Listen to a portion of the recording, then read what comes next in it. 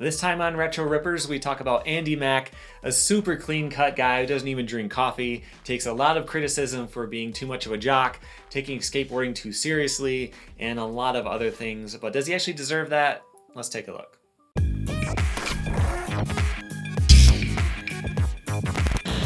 Welcome back to Rad Rat Video, the channel where you can learn something new about skateboarding 3 times a week. Every Monday, Wednesday, and Friday we take a look at something in the skateboarding world, from learning tricks to reviewing skateboarding video games to learning about some of your favorite pros like Andy McDonald, who is a very interesting character in skateboarding history. He's a super professional guy in every sense of the word.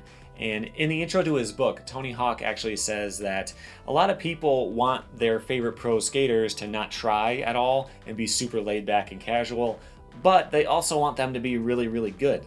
So for some reason, when Andy tries too hard, people don't take that the right way and they consider him to be kind of a weirdo, but he is a weirdo in a lot of ways. He grew up in Boston and he spent his summers in Michigan with his dad. He was one of the first skaters in the area with his brother and a few of his friends. They were always building ramps and trying to skate in new cities and do everything they could with skateboarding. And from an early age, Andy was convinced that he was going to be a pro skater. That was all there was for him. He didn't even try in school. He got held back a grade at one point. He never considered going to college or doing any kind of career training or anything like that. And luckily, his parents were supportive.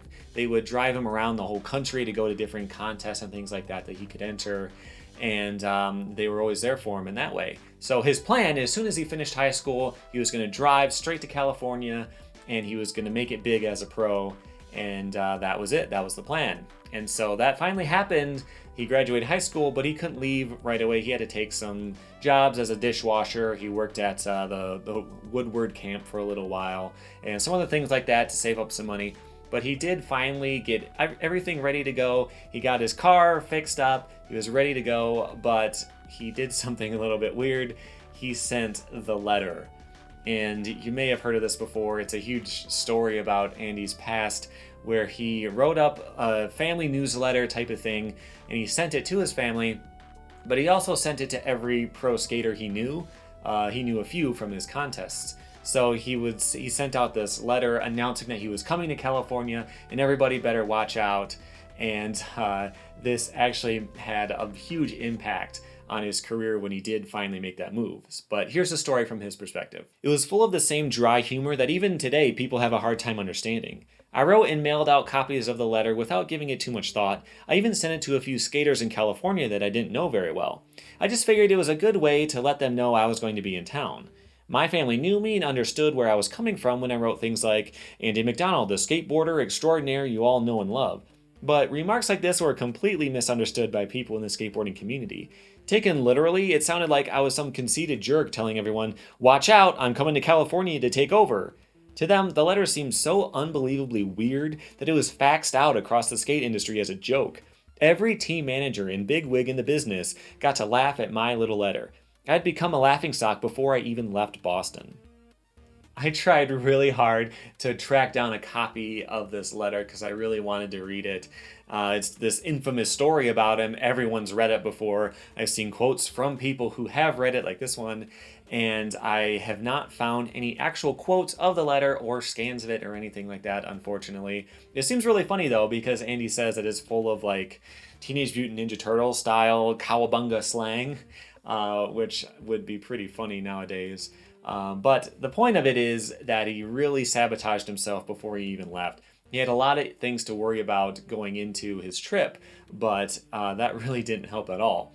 So he did finally make the move. He got there, but a lot of people didn't like him straight off the bat because he wasn't as cool as everyone else. He didn't wear the right kind of helmet, that kind of stuff. One of the first things that happened when he got to San Diego is he met a friend that he knew from a contest.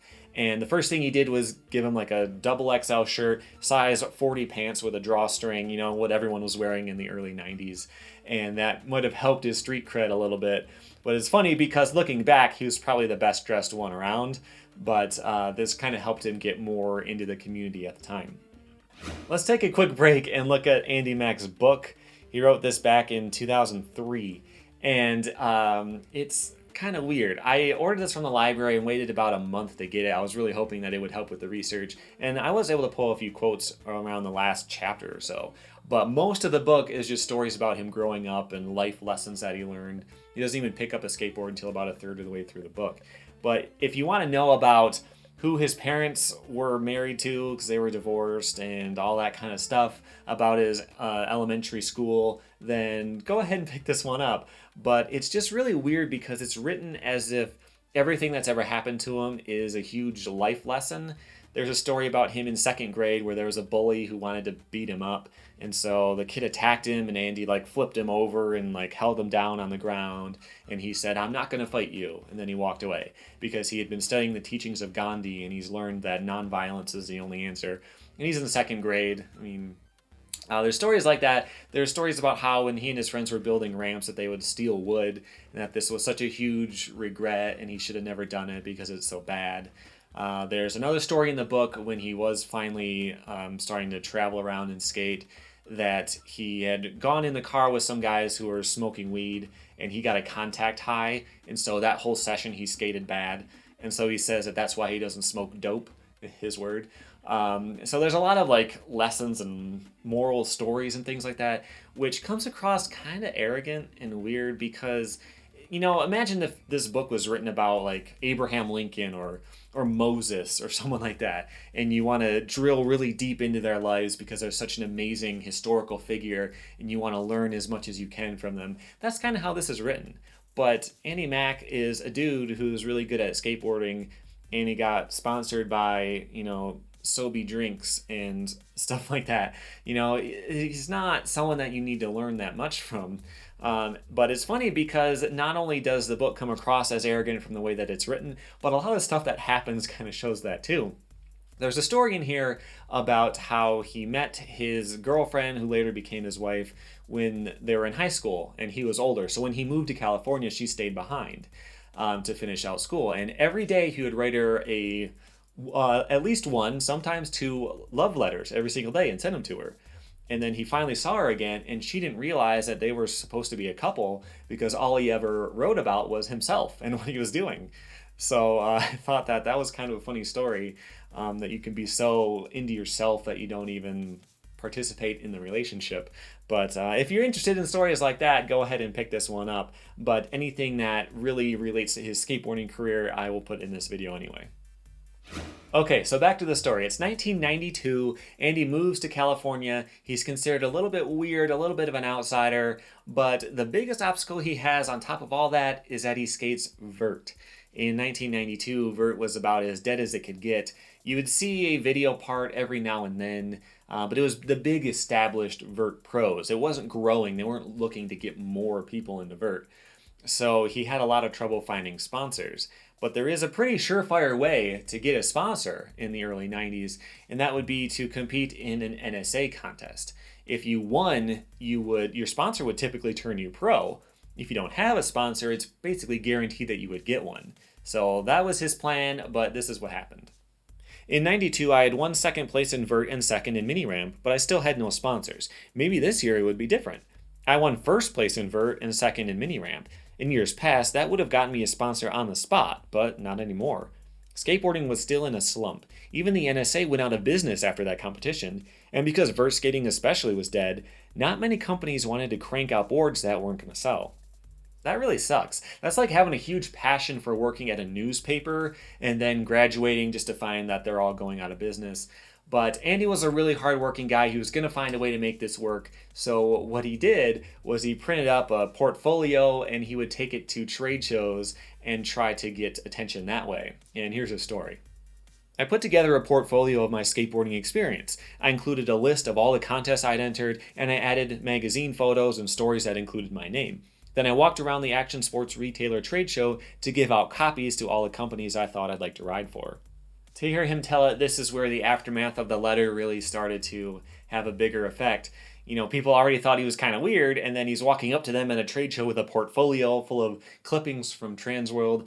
Nobody did that, so they thought he was even weirder. Getting a sponsor is about skill to a degree, but it's also about who you know. And the people that Andy knew didn't like him. So it wasn't really working out for him, but he did actually get a small sponsor called Chapter 7 Skateboards, but that never really went anywhere. His bigger break came when he started working with Thruster, a company that launched a brand with him called Human Skateboards. And that went okay for a while. He was finally getting a paycheck from skateboarding, such a huge deal to him. But that sponsor wasn't really working very well. They would forget to pay him for months on end. They would send him to a contest. There's a story about how he had to fly to Europe or something, and he had the first stop on the flight, went to pick up his tickets, and they weren't there. They had forgot to buy them, and they hadn't paid for him, and then he ended up missing the contest because they never paid for his ticket. So he eventually left them too.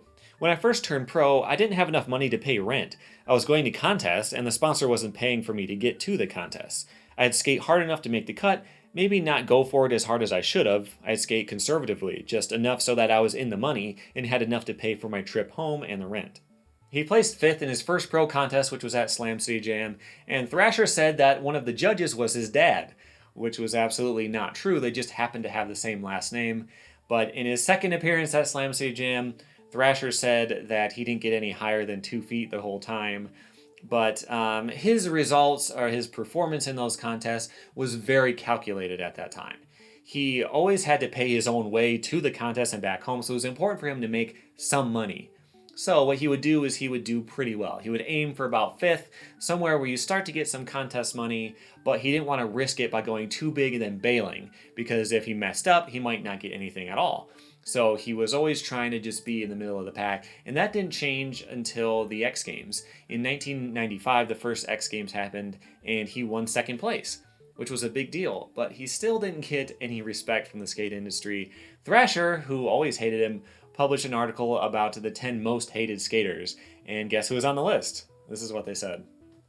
Number 6, Andy McDonald, the Mac Daddy as he calls himself, makes it a point to out-train and outdo everyone else at a given contest. He will bust out the devil sticks, juggle an alley-oop body varial, anything to get the attention that his parents think he deserves. He even sends newsletters to his sponsors, keeping them abreast of the tricks he has learned and the friends he has made. Can you believe that guy? He goes to contests, he tries to outdo people, he practices. Come on, what's up with that? Isn't that ridiculous? You know, think about any other contest sport in any way. Of course, you're going to train for it. You're going to try to beat the other people. It's just so weird that they treated him like that. But they did give him a chance to rebut what they said. And he had a phone interview with them. And their biggest thing that they want to know is why he skates so much and why he trains. And so he talked to them a little bit. But what he said in joke was that he runs 5 miles every morning, then goes home and drinks a glass of raw eggs. And so what did Transworld do? They took out that quote and they used that as the caption for the main picture of this article. Of course they did. So that was pretty ridiculous. He wasn't getting a lot of respect from the skate industry, and apparently he didn't judge very well either. He makes his tricks look too easy, like he's not trying. It's a curse. If someone else did Andy's run, they'd win hands down. That next year in 1996, he actually beat Tony Hawk at the X Games and won the gold.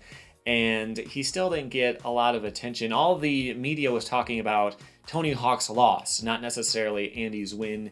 They all kind of chalked that up to bad judging or something like that.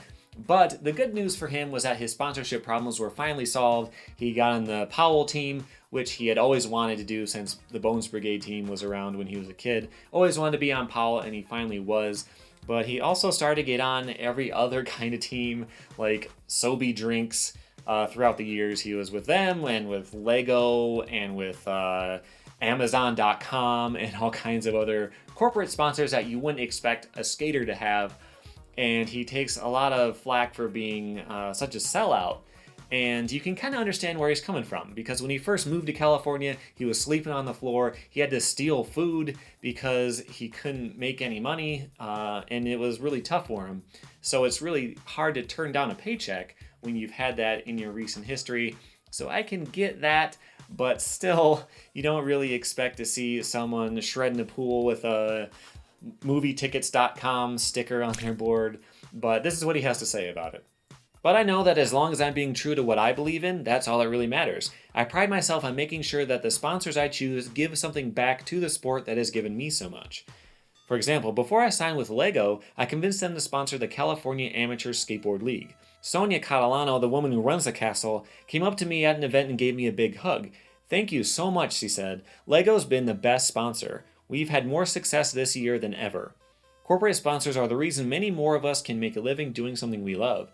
Compared to any other sport, pro skateboarders are still getting started. If I had wanted to be rich, I would have played golf. I don't think he plays golf at a professional level, but alright. I can kind of see where he's coming from. If the X Games or some giant event like that was only sponsored by skate brands instead of Right Guard and whatever else, then all that money's coming out of your pocket. If it's all sponsored by Baker and you're the guy who's buying Baker, it's your money going into it. But if it's outside brands sponsoring it, then that helps make the events possible. So I get it to a degree, but it's still weird to see a dude skating with an Amazon.com sticker or something that has nothing to do with skateboarding in particular. But I've actually run into this kind of thing a lot. So with my channel, if you get to a certain subscriber level, a lot of Chinese companies will start emailing you and they'll want you to review like makeup or cheap graphics cards and stuff like that. And if it has nothing to do with skateboarding, I turn it down. The only one I did was that one button camera because I thought it might be useful for first-person skateboarding footage, and it wasn't. But the point was that you don't have to say yes to everybody. So it is cool that he tries to promote skateboarding and not just take a paycheck himself, but it is a little bit weird. So his career kept going up and up and up. In 1998, he actually won the Trans World Reader's Choice Overall Skateboarder Award, which was kind of cool. It was a poll for the readers, but the nominations were from pro skaters. So obviously he was starting to get a little bit of respect going, which was cool. But I want to show you something that he said in the interview that they did with him after his win, and I want to see how you think about this. Do you ever get bummed that there are guys who only skate one type of thing and make successful careers out of it? No, because they're pushing that envelope. I don't get mad at them, I get bummed for them. For example, Eric Koston is an amazing street skater, pushing the envelope as far as street skate goes, but I know for a fact that he can kill a vert ramp. So I feel sad that Eric doesn't spend time on vert coming up with amazing stuff. Tom Penny could kill a vert ramp too. You know he could. I just think they have more to offer. I don't know about you, but to me it sounds like he pities Koston and Penny for not experiencing skateboarding to the full like he does. Tom Penny could 540 on vert. I have a video about him right here. There was a time when he had a published photo of doing a 540 on vert with a huge amount of air. He could have focused on vert and gotten farther along with it if he wanted to, but he didn't want to. So it's weird to say that he should be doing that when he just experiences skateboarding his own way. Really weird. It almost seems like he's coming out like he's above everyone else and they need to do what he does. Yes, he was the best overall skateboarder, so being well-rounded was kind of the purpose of the interview, but it still just doesn't come across great. And people who have met Andy say that he's a super nice guy, and I can't tell if he's actually a jerk or if he just accidentally puts his foot in his mouth all the time. I can't really say. His humor sometimes strikes people at odd angles, but it's never malicious. If you know him, even barely, you know he'll always help you out when you need it. In 1999, he gave an anti-drug speech at the White House and he met the president. He was also on the Jay Leno show around that time. And then the next year in 2000, he was in This Game, MTV Sports Skateboarding featuring Andy McDonald. I have a review of this one right here. It is not very good, but he made it to the cover. He is the main guy on this, although there are a lot of other pro skaters in it, like Stevie Williams, Danny Way, Colin McKay, Rob Dyrdek, Josh Callis. So that does show that he was starting to do pretty well. He was starting to make a big name for himself. But it's kind of funny because he worked with MTV on this, but just a year before this happened. The MTV Skate Party is invitation only. Guess who got invited? As an alternate. That's like having a pickup game of basketball and not picking Scottie Pippen until the end. That was from his Pro Spotlight in 1999 in Transworld. I don't know much about that event, but it does say something. Over the next couple years, Andy started to get involved in a lot of business things. He helped invent the new next level of pogo stick, something like that. Don't know much about that one. But the biggest thing was when he worked with Powell to launch Andy Max skateboards. And this is what those looked like. The deck was his actual pro model that he used, and it came with generic quality trucks and wheels. The complete was about $60. It was designed to be sold in department stores. I think I remember seeing these at Sam's Club when I was a teenager. It seems like a pretty good idea because you can buy this complete and it's pretty good. It'll get you by for a long while, but it's also upgradable. You can put nice wheels on those trucks. They're not the best trucks, but they're fine. And later you can get new trucks and you don't have to buy $100+ complete right at one point. So that was pretty good. It helped parents out. It was good for kids. It came with an instructional DVD that would help you learn your first few tricks on it. So it sounded like a pretty good idea, but of course it was controversial because it was putting money into department stores and not skate shops. So that wasn't all that popular, but it didn't really matter because they only lasted for a couple years and they went out of business. So that takes us up until the mid 2000s. What has Andy Mac been up to then? According to his site, he's just been competing like crazy. He's up to 23 medals at this point. In 2008, he made news for being involved with the Fresh Air Fund. This is a group in New York that helps kids from low-income families have a summer vacation. And so he helps out with that. He helps teach kids how to skate and all that kind of stuff. He won their American Hero Award. And in Andy Mac style, he got his sponsors involved. He got his shoe sponsor, Airwalk, to make a customizable special edition shoe, and all the profits from that went into the Fresh Air Fund. So that was pretty cool. And around 2012, he actually got sponsored by Amazon.com, which I may have mentioned earlier. But they did that so that he could sell his new brand, Positive, on there. Positive Skateboards is Andy's brainchild and brings to focus the many positive aspects of skateboarding and its top skaters. From the pictures I've seen online, it looks like it's basically the same as Andy Mac skateboards, where it's a complete with branded trucks and wheels and that kind of stuff. I tried to look up reviews of them, but they're all from either parents buying them for kids, they're from beginner skaters, or they're on toy websites. It's tough to say for sure how good they were, but I'm sure they were pretty good. I say were because it looks like they went out of business around 2015. Tough to say for sure. I wasn't able to find a press release or anything like that, but you can't get them for sale on Amazon anymore, which is where they would be because that's his sponsor. So I tried to figure out who he is sponsored by with Dex right now, and I went to his Instagram. I learned a couple of things. First, I learned about all the great deals at movietickets.com. He posts ads for them all the time, which is really weird.